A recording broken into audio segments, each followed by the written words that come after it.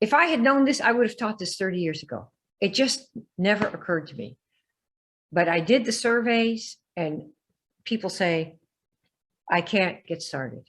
I procrastinate. I can't make the call. And it's like, what can we do? This is Kim Claver, and today we're going to do a session on something really that we all know about, but I really never have addressed it in all these many, many years. And that is, why is it that people say they join a network marketing company or an affiliate sales company or even a coaching program, and they want to do coaching, right? And they'll say, oh, I want to make 5,000 a month, 10,000 a month, or I want to make, pick any number that you want, like I said, I want to have a new car. I want to have a new career. I hate my job. And then so many people don't do anything. And we all know this. And in the old days, people in the business would say, well, you're just a bunch of do-nothings. They call us, well, not me, but people who don't do anything. They call them names. You're a do-nothing. You don't believe, something's wrong with you. It's always on the person who isn't doing anything. Have you noticed that? Have you guys noticed that if you don't do anything in the business right away, or if you're shy because you don't really want to reach out, that they always blame you? It's always like, there's something wrong with you.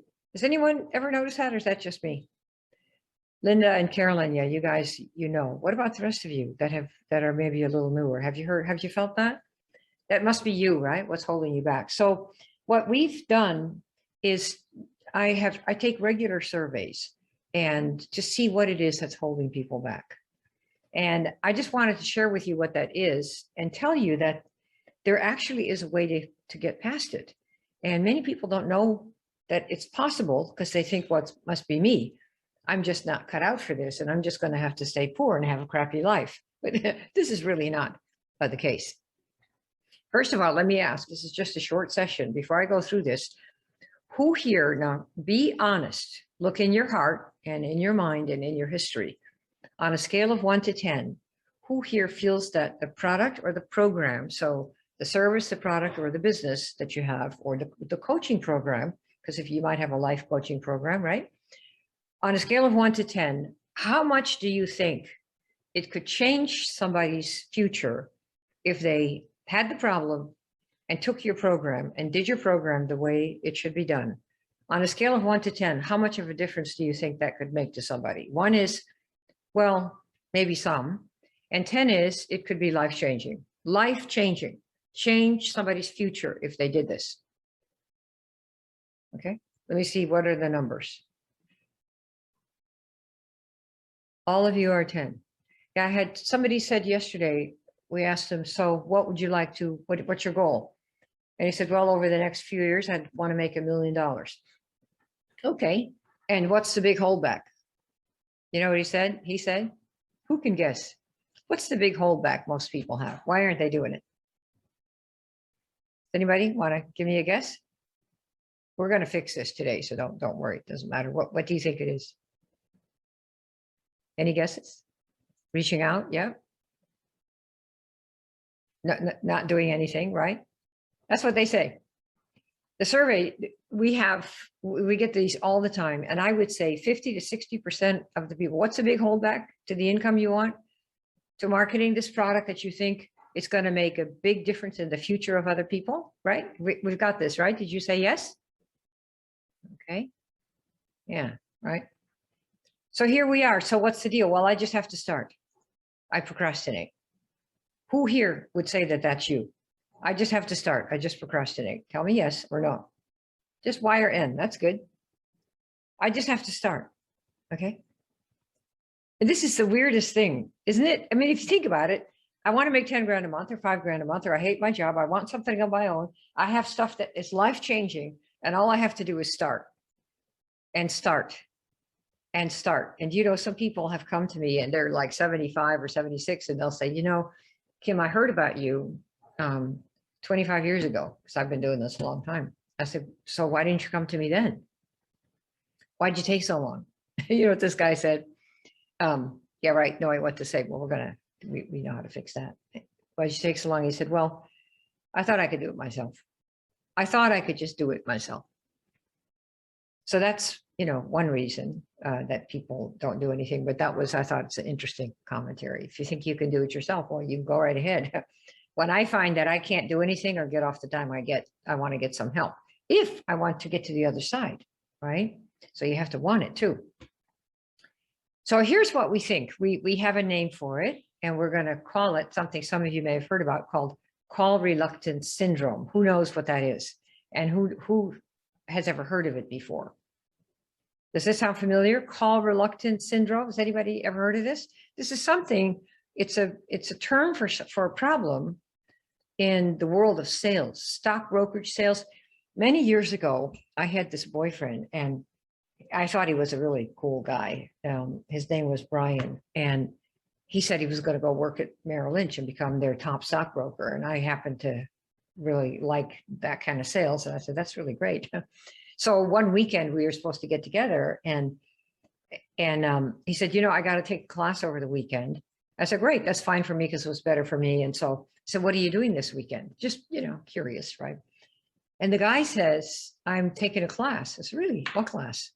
And he said, a call reluctance class. And I said, what do you mean a call reluctance class? What are you taking that for?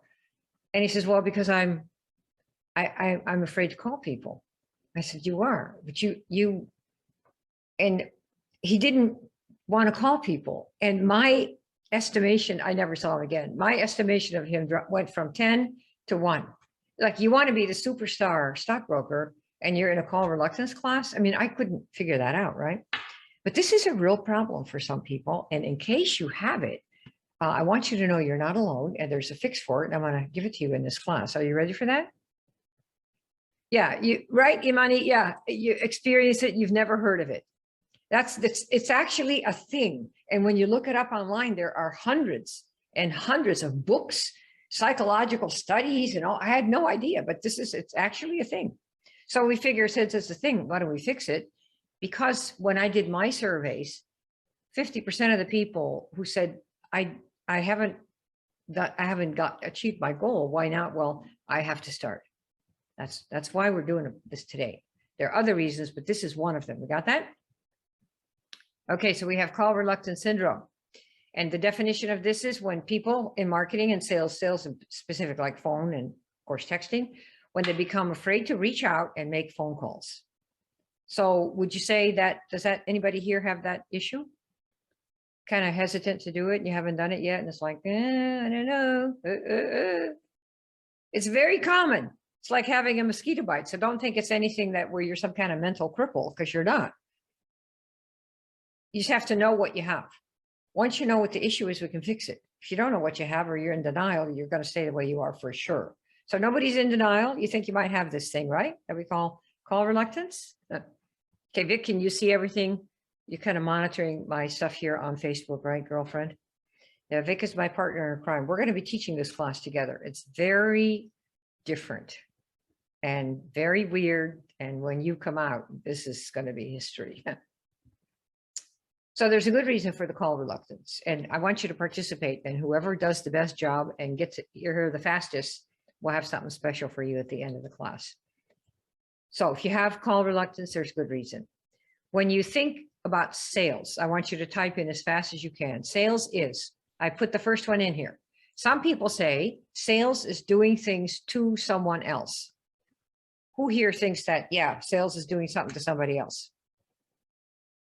That's what you're doing. When you do sales, you're doing something to somebody. Yes or no? Sales is service. Well, if it's service, then, but how do you think about it? Because there's a reason. If you're not making the calls, there's a reason. What do you think about sales when you hear it? When you need to pick up the phone? What does that mean to you? Sales is sharing. Okay, so if it's sharing, why don't you pick up the phone? Imani, if sales is truly, if you believe sales is sharing, how come you don't pick up the phone? Okay, now we're talking, now we're getting more honest. Don't give me the cliches, because if you're not making calls, then you don't really think sales is service, nor do you really think sales is sharing. That's what somebody said to you to get you to make the calls. We're going to be honest here, right, guys? We're not going to play pussyfoot and pretend, right? when you think about sales, if sales is, what did you say? Talking somebody, talking. Yeah, this is now we're getting honest here. Just tell me what you think, because there's a reason you have call reluctance. If you think that sales is so good, you'd be making the calls. You're not. If you're not making calls, you don't think sales is a good thing.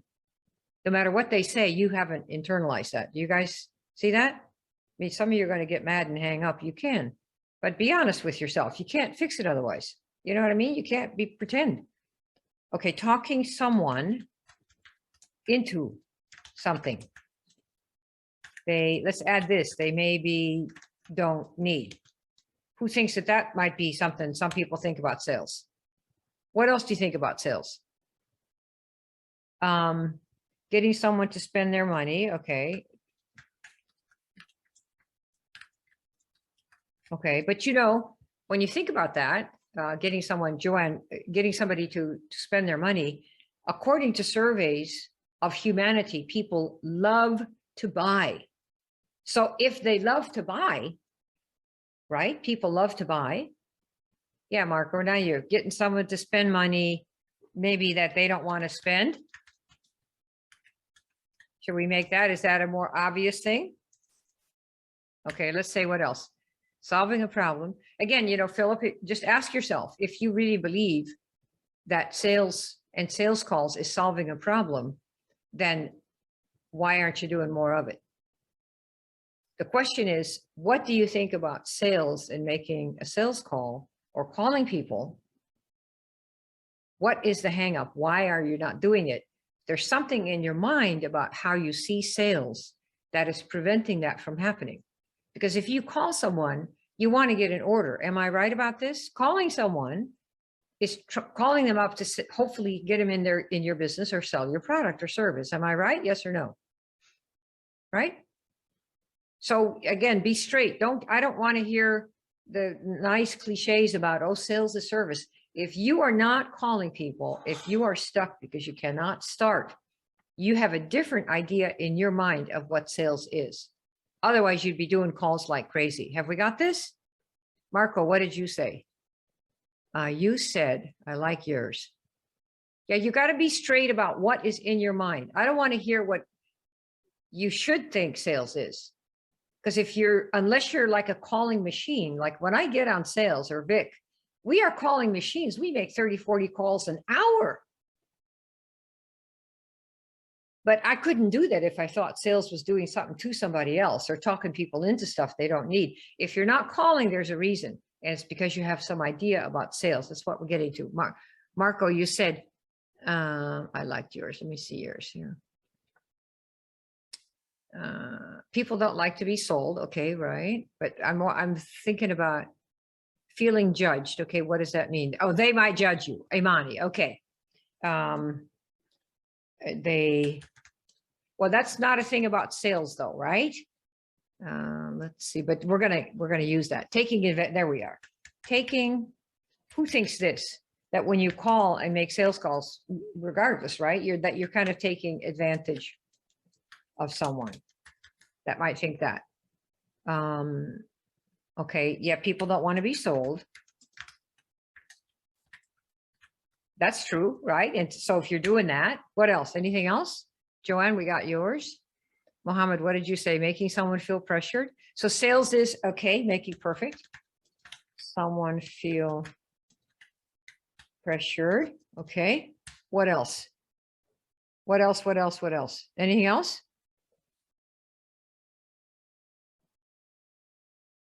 Sales is scary, pushy, and sleazy. Okay. Okay. So would you say right now that if you're honestly being honest with yourself, that somewhere in your mind, oh, 6 new messages. Oh my gosh. Let's see. Having them feel guilty if they don't buy. Yes. This is a very interesting comment, Mohammed, because it's very true that the person at the other end, especially if they know you, they don't want to say no to you. You may not be thinking about this because you're worried about how you're feeling, but I'm here to tell you that most people don't want to say no to their friends. They don't like it. It doesn't feel good to them either. So this is a very important observation. Mr. Ali, it's such a cool name. I was such a fan of Muhammad Ali when he was boxing. Old Cassius Clay. You're probably way too young for that, but he had another name. Okay, so sales is not being able to communicate. Okay. Sales is, I don't know the person. I don't know if the person. Okay, so I would say I feel unsolicited, maybe unwanted. Unsolicited. Okay, so what would you say? Unsolicited. Okay, here. Let me see if we can spell.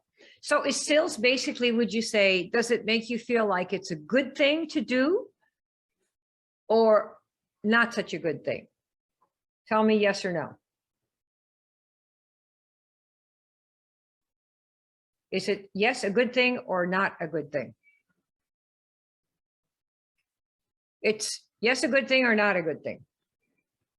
If you're not making calls and we're saying, okay, why not? Why are you procrastinating? What's the reason?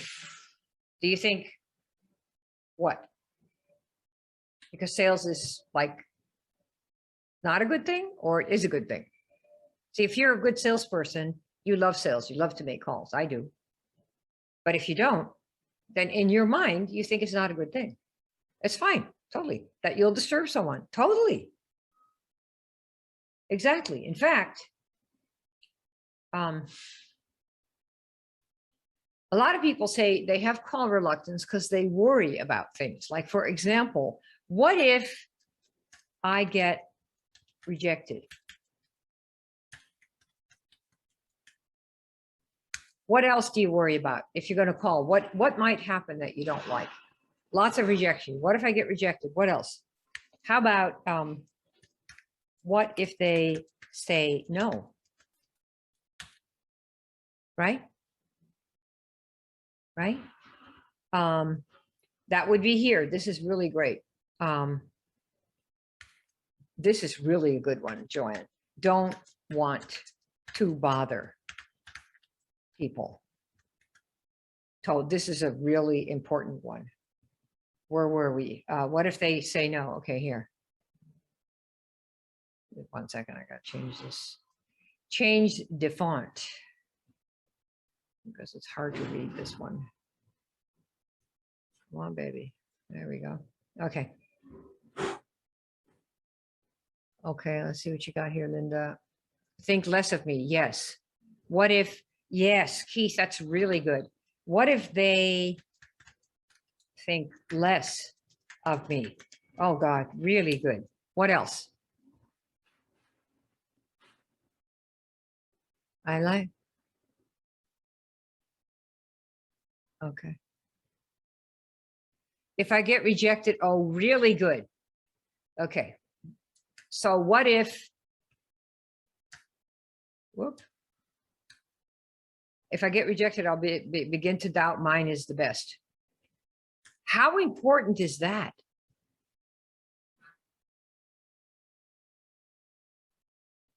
Oh, you like calling somebody screamed at you, right? Really, really, really. This is like a really important one. Okay, any other ones? So, I mean, do you see why it's possible that somebody should have hesitation before they call? If you think about these things, we think things is doing something to people. It's taking advantage of someone. It's people don't like to be sold. Sales is scary. These are things that, you know, people have in their minds, right? And so who wants to go and do sales or market or talk to people about what you have if you think that you're about to do something to somebody? You're going to talk them into something they don't even need. You're going to take advantage of somebody. You're going to make them feel pressured. You're going to feel scary and pushy, and you're going to, you know, your hands start sweating and you have to go to the bathroom a few times and you don't want to bother people. Is there anybody who would want to sell anything if you felt those things? You tell me yes or no. Yes or no. Let me see why you're in. Of course not. Of course you can't get started, and you never will start if you don't get rid of it. It doesn't matter how good the language is, whether you learn it from me or from God. If you have these things in your mind about sales, you will never lift the phone or make a text really to anybody. And some of you have done it and you got such a response, like somebody said, if you do this again, I'm going to block you. Now you're really getting anxious because, oh my God, that was one of my 2 friends. Most of us don't have a lot of friends. You got 2 or 3 friends and you got to screw that up. You got no place to go for Christmas dinner. Then what are you going to do? You're cooked. So do you all see why it's perfectly normal to have call reluctance if this is what you associate with sales? Yes or no? Just give me a Y or an N. You got to tell me yes or no. Because if you can't make this connection, I don't think you ought to be in sales. You better just go get a job. Really, it's just the way it is. It's how you see it. It's like the elephant, who is born, when they're born, they put some kind of a chain around one of their feet so they don't run away. And at that time, they really can't move their foot or their leg, whatever you call it, because they're still tiny, relatively tiny. But when they're an adult, all they have to do is lift up that big leg and the chain falls off. But they don't do it. Why? Who knows why elephants who could just lift their leg up and the whole chain would come off? Why don't they do it? Why don't they just lift it up? Why? Does anybody know that? They've got a belief.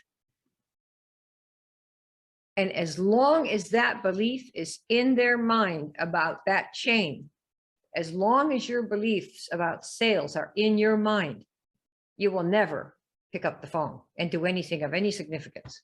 Do you get that? Yeah. But this is the same. Whatever's in your mind, if you believe this, and it's not good or bad, if you believe this, you won't make the calls. You won't do the reaching out because you think it's bad. Some people have this about money. You want to make a lot of money? Somebody says, okay, what do you want to do when you grow up? Well, I want to be rich. Oh, no, Johnny, that's not what you want to be. You want to be kind and good and, right? Having too much money, people associate bad things with that because they think, well, the rich people, they must have gotten it some bad way because that's what the movies tell us. All the villains in all the movies, usually they're rich people, right? Evil and rich because they were bad. So if you have that, of course, do you think your inner mind is going to let you become rich? Because that's what bad people do, right? So of course you're not going to get rich.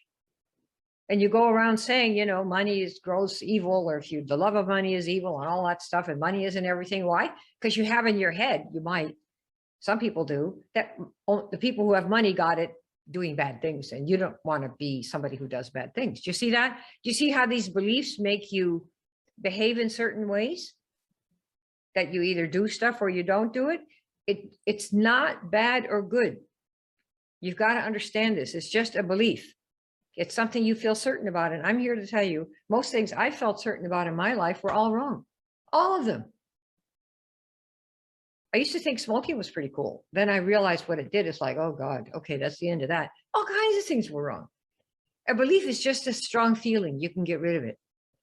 Do you think it's good for you to have these ideas about sales if you really want to get the word out about your number 10 program and product that can help people? How long do you want to keep this crap in your head?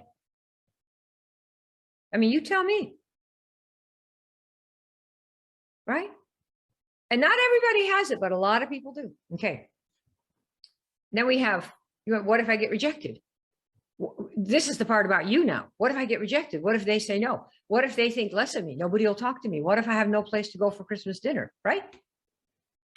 No place to go for Christmas dinner. Okay. So that's what we're talking about. Yeah, you got to get rid of it. I mean, this is like a totally thing, right? So let's see, what are we going to do?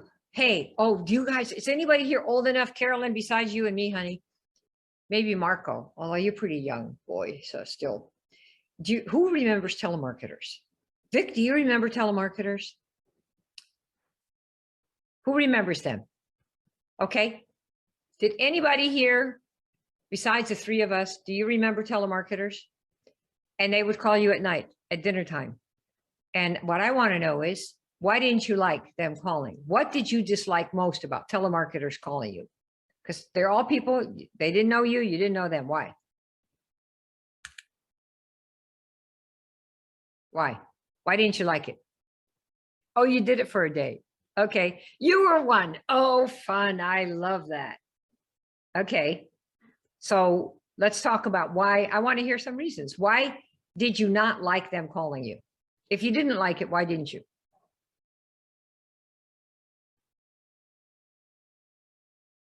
Oh, look at the comments. This is great. They were imposing. They were invasive. They were pushy. They were disturbing me while I was doing something. They were intruders. They were brash. They were, they don't like to take no, right?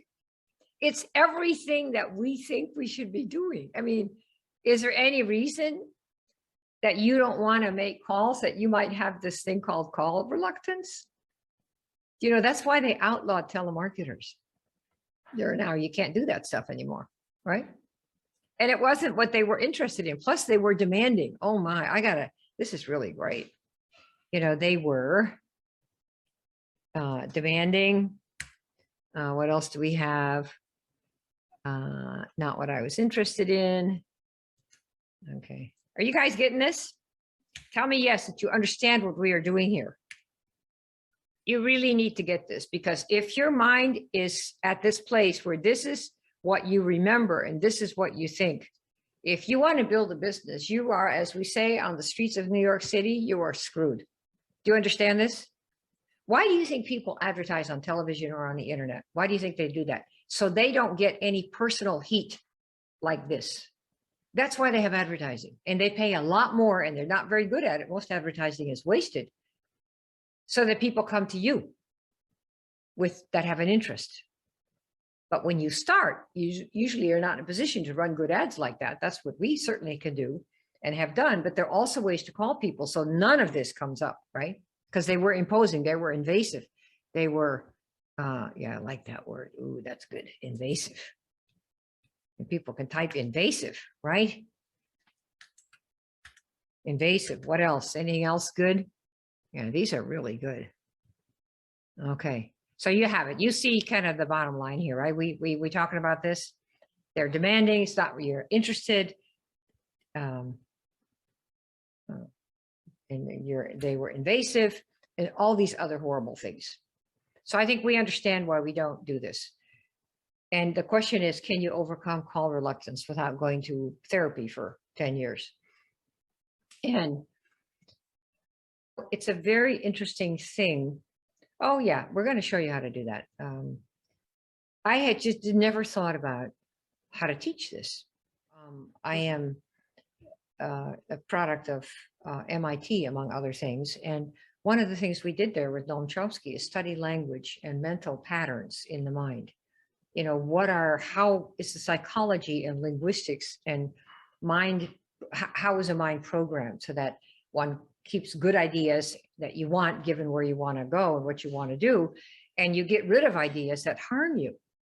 Yeah, because you do need certain beliefs if you believe something, so that you have something to go by, guidelines, right? And this thing about, say, call reluctance, there's very good reason to have it. Do you all see why people have it? Why your downline might never get started? So there's nothing wrong with you to have this problem. But if you know that you want to get rid of it in order that you can go out and do something else. Okay, we're going to do one for your conscious mind.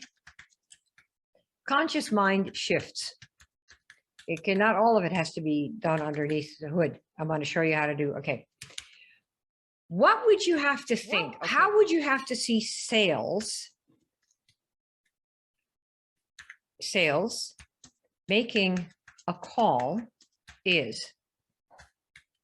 How would you have to reframe it so that you would consciously think that might be a pretty good thing to do?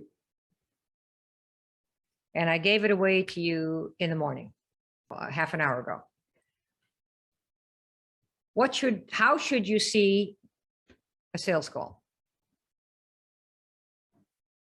Is that you, Imani? Okay, I don't know you, but I would like to get to know you. This is really very good answer. Okay. Okay, let me get making a sales call is. Okay, now think about not the world of telemarketers. Think about you and what you think you have to give to someone else who needs it. Remember, they have to need it and want it, not just anybody. Right? You're not going to be selling ice to Eskimos. They already have it. We got this? Say yes. Okay, so making a sales call is I'm sharing a gift to someone else. Okay, Marco, what did you have? I'm offering them something that can improve them life. Okay, I'm offering them something that can improve their life. Okay, I'm sharing a gift. Did I say that? Yep, I got that one. A gift to change someone's life. A gift to change someone's life. Yes, yes. Okay. When you are a natural, I'm going to tell you something that you guys may not want to hear because it comes from a very well-known person. However, I believe that he was mistaken about it. Claude Hopkins was one of probably the world's best marketer in his time. He sold incredible amounts of stuff. When he had 6 salespeople that were out to try to sell lard to bakeries, L-A-R-D, he came back in 1 week and sold more than they all sold in 6 weeks. And the owner of the business, Swift's, whatever it was called at that time, said, well, I want you to teach this to my other people. And you know what he told them? It can't be taught. And the owner said, well, why not? You did it. And he said, because it's a way you think about what you have and how you can use it to benefit the other person even more than they expect. That's why. See, notice the effort, the thought is completely on what the other person gets and then some. And you, the fact that you get paid is a byproduct of doing that right, because you believe that what they have can really, that what you have can really make a better future for them. Got it? So this is what we're talking about. So that is some of the conscious stuff that we're talking about, right? And of course, you need to know that you're not going to be so he was selling lard in one of his business dealings, Claude Hopkins. Now, and he went to bakeries to sell big vats of it. Now, if he were selling in, I don't know, New York City, and he went door to door with big vats of lard saying, hey, Mrs. Jones, would you like to buy 1,000 pounds of lard? How many sales do you think he would make? He's going to go with a truck and say, I got 1,000 pounds of lard. How many sales is he going to make? Right. Why not? There's like a mismatch, right? You got to have the right size shoe. So assuming that you have the right size shoe, that you're talking to somebody who wants what you have, and that it could benefit their life, and they know that too, that they're ready for something. Aren't these how you would think about sales? You're sharing a gift. You're changing the future. You're offering them a new future. Offering them a different future. What do you think? Yes or no? That's what you want to do. Okay. So we have created, because of this problem and it being so big and so pervasive, we've created a separate little class, and it's short. It's going to be, I believe the whole thing is like 7 days. And we're going to do 2 things in that class to help you if you want to get rid of this. I mean, just picture, if you don't change this perception of sales, what if you have the call reluctance for the next 10 years? How much good are you going to do with your product or program if you can't call anyone because you have this in your mind? How much good are you going to do? You tell me. How much? You're going to be 10 years older, and you won't be a penny richer, nor will you have helped a single person, because your mouth is clammed shut, right? You're not alone. You're not alone. You're not alone. There's nothing wrong with you. You just have to change your belief. And there are 2 ways that we know of to do this, that we have experienced. And they're very simple. You're going to think this is some $10,000 class. It ought to be. It probably will be. But we're doing an experiment. I think we're taking 12 people because we're having 3 or 4 groups of 3 that are the way it's. Like I said, it's when you're done, you won't have this problem. That's what. So the only people we want in this class, in this experimental class, are people who absolutely are 100% certain that what they have can really change somebody else's future. Not everybody's, but those people who are in need of what they've got. Okay. Yeah, I will fail again. And if that's what's in your mindset, then probably you will. The question might be, what if I didn't? Right? What if I didn't fail this time? Because there need to be 2 places where you change this. Inside the inner mind. Inside to change beliefs, there are 2 ways to change it. One is that you do stuff at the subconscious level. And we have a person, Dr. Heidi, who we do call reluctance removal. And she does this. I have had many sessions with her because she's not my nutritionist, but I also have had mental sessions with shrinks and different people to see if I could dislodge certain beliefs that I had that I didn't want to keep. Because once I'm aware, I believe this is like smoking is good. No, smoking is not good. So rather than just quit and suffer all the, whatever you call it anymore, this is so many years ago, 25, 30 years ago, I quit that. But there's a withdrawal. And I didn't want to experience that. So I said, okay, can I fix the belief so that I make smoking so dreadful that compared to that, the withdrawal, whatever the symptoms are, I won't even notice. See? So that's what we did. And so we're going to have a session where the members of this class are going to learn and have a experience right in the class. Some of you know this. You've had some experience with her. She's pretty hot to do this, where she will rewire your mind so that the first step, the ideas that you have that give you this call reluctance, where you don't want to do anything, will go away. They'll be gone. You got that? So first we're going to do the inner mind work. It'll be 1 session. And you'll be able to repeat it, but it's going to be 1 big session where you change your belief about it.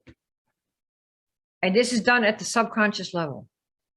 If some of you know, I have a program called, the 1031, where we teach people based on things that I've learned, how do you become a morning person when you've been a late night person? And it's something very small that you do every morning and every night. It takes maybe, 12 minutes or so. And I used to do these. I did them to quit drinking, to quit smoking, and to change the time I got up in the morning. And on day 17 of doing this little routine, everything would change. I would just become that person who always was a morning person. It's the most amazing thing in the world. If you've ever done that kind of work, it's crazy. No drugs, nothing. Just inner switching of things in your mind. Like the elephant, you give the elephant a little shot and they know, oh, that thing, I could just lift up my foot. But it's the belief holds you where you are. But we can change this without you being aware of any of it. That's one way we're going to do it. The other thing is going to be the new perspective about what a sale means. We're going to show you how to view what you have as a way to offer somebody a different and new and better future. You'll see how we do this. And then the number 3, I didn't even have a chance to put it here, but I'm going to put it right here so you know. This is not going to be just talk, because I have had it with people who tell you, you're going to do this and that and the other.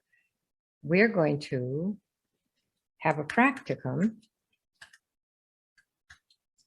where you will make calls and excited anticipation. I think that's better than joy. Okay, so what if you could make calls and you made them with excited anticipation? Who would be up for that? And then the last thing is, Vic and we have for years done something called the Cadaver Calling Challenge. And so what we're going to do with you here is we're going to kind of take you by the hand and help you through these calls so that you can get the practice. You get that? You're going to actually, years ago, I was just telling somebody when I was little, we were maybe I think I was 4 and my brother was 6. And we lived in the Netherlands, and we lived in quite a big mansion. And one of the things about this place was that it had this really long, big staircase.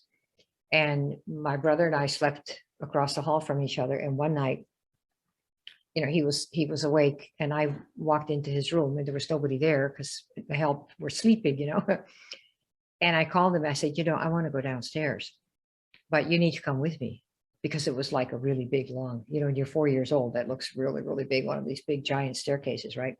He said, yeah, I want to go too, but I'm kind of scared too. I said, great, let's go together. We'll go together. And together, I was 4 and he was 6. We slid all the way down those stairs together. You know how you sit on your butt and then you hold the handle and then you slide down, and we held hands all the way to the bottom. That's how we did it. So that's what we're going to do with you, so that your memories are recreated, where you remember, yesterday, I just did that, right? I just did it. So let me try it again. And pretty soon you have enough memories where you prove to yourself that the memory of the whatever there was before gets replaced. Do you see how that would work? Tell me yes if you get that. So that is what we're going to do. We're going to hit you at both levels, the inner mind and the outer mind, and then the do. The evidence that you have done this successfully is in the do, which is going to be the practicum, and then you're going to practice doing it. It's like if you play tennis, you're going to not be very good for a while. Do you get that? But then if you keep practicing because you really want to, because your inner mind says, practice, practice, man, oh man, when you get good, you can change the world. And you have a whole new perspective about what you're doing, a new future for someone, a new opportunity, a new life, a new this, especially in this horrible environment. And then the practicum, so that you have physical proof that you can remember that you did it, to start replacing the old stuff. Does that make sense? Who's interested in that class? Like I said, it's not our big $10,000 program. We're just taking a small group of people, probably 12. And if you are interested in that, by the way, nothing I ever do, or Vic, will ever be like, oh, we're going to go for no. You got to be crazy. No suffering. Okay. The class is called End Call Reluctance. And you're not going to have any kind of a nervous breakdown, no panic attack. And you won't feel like you're irritating anybody on the other end. So if you want to get in to be one of those first 12 people in there, you can book with Vic.com here, do that. Or you can text Vic. You can text her 707-304-2090. If I had known this, I would have taught this 30 years ago. It just never occurred to me. But I did the surveys, and people say, I can't get started. I procrastinate. I can't make the call. And it's like, what can we do? And so I asked Vic, and I asked Dr. Heidi, and people who know how to change these things in people's minds. And it dawned on me, oh my gosh, because no matter how good the script is somebody gives you, if you can't make yourself do it because you have this issue, because you see sales as these things, you see this, how are you ever going to make calls? Because you feel like you're doing things to people. You're hurting people. And plus you're making yourself, nobody likes you. Everybody rejects you. They don't invite you to Christmas dinner anymore. I mean, if you think those things, how are you ever going to do anything other than what you're doing right now? This is like the elephant who thinks that they can't move the chain. They really can, but they're so sure they can't that they would stay in a fire and burn to death rather than try to lift up that leg from that chain, which they could do like this because the belief is so strong. You get that? Do you want to stay like that? I mean, you tell me. Okay, that's what I have for you. All right, thanks, you guys. Talk to you soon.